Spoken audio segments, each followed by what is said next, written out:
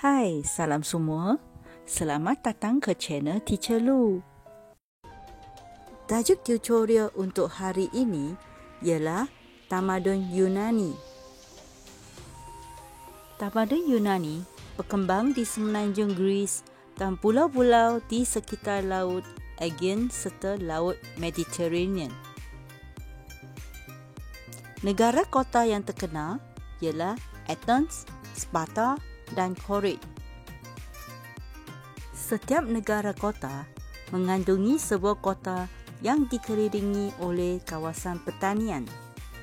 Di dalam kota terdapat pasar, kubur, kuil dan istana. Setiap negara kota memiliki corak pemerintahan dan undang-undang yang tersendiri.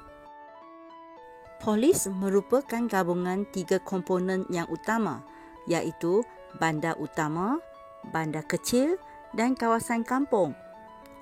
Akropolis merupakan pusat komuniti yang dilindungi dan dikenali sebagai pusat pemerintahan.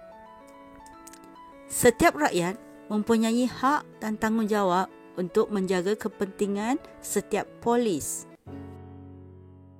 Mengapakah negara kota di Yunani memberikan tumpuan terhadap kegiatan perdagangan? Antara sebabnya ialah seperti bentuk muka bumi yang bergunung ganang tidak sesuai untuk pertanian. Negara kota juga dikelilingi oleh Laut Aegean dan Laut Mediterranean. Dan penduduk ingin mendapatkan makanan dari negara luar.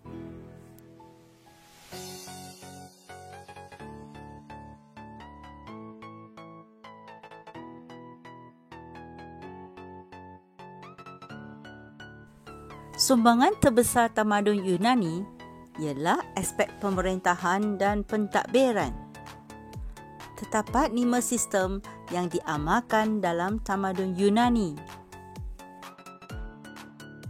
Monarki merupakan sistem beraja yang berasaskan keturunan.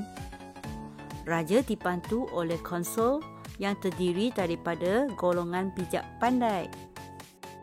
Oligarki pula merupakan pemerintahan yang dikuasai oleh sebahagian kecil golongan yang berkuasa.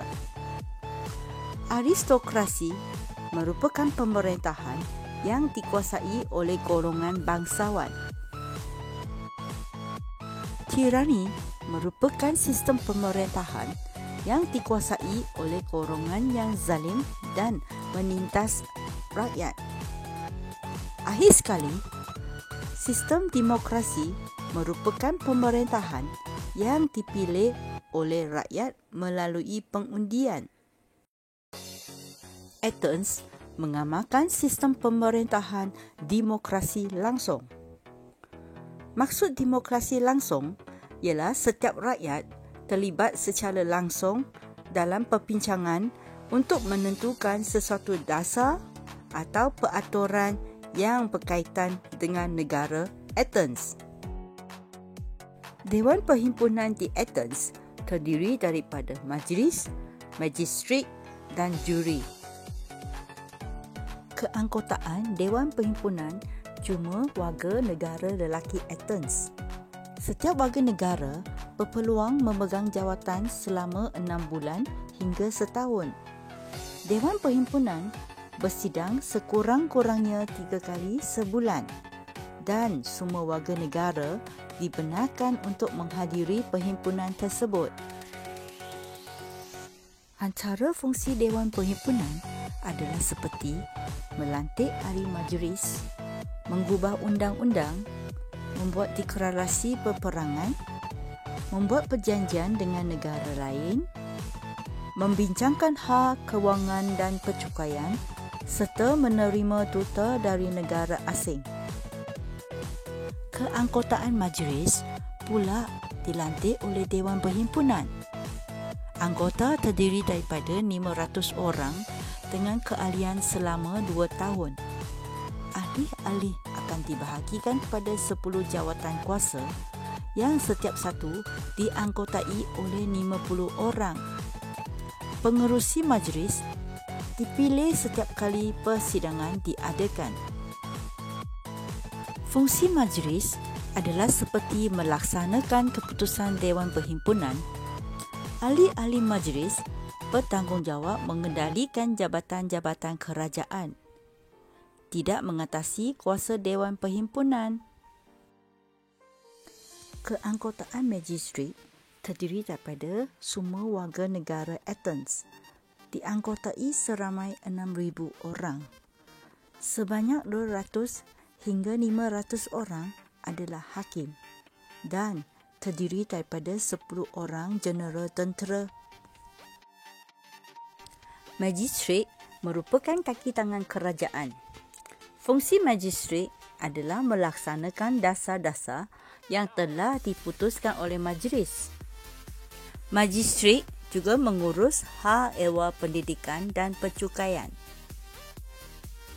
Juri pula dianggotai oleh 101 hingga 1,001 orang mengikut keseriusan kes yang dibicarakan.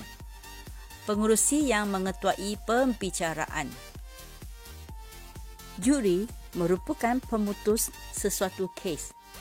Kuasa pengadilan terletak dalam tangan warga negara.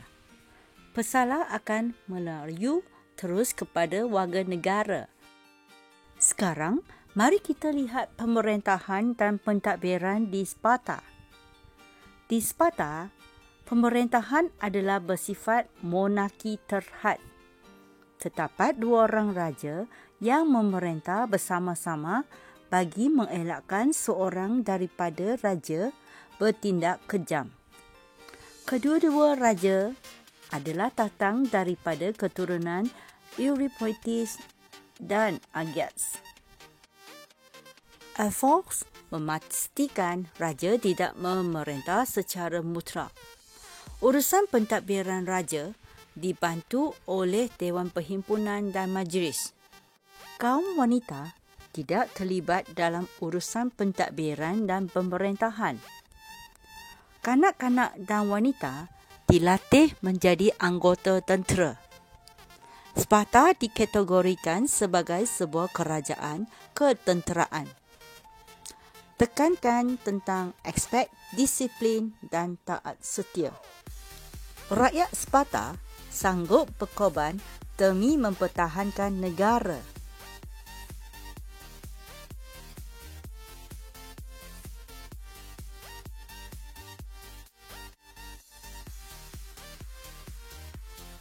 Sekian, terima kasih. Sekiranya video tutorial ini adalah manfaat, sila tekan like, share dan jangan lupa subscribe channel saya. Jumpa lagi.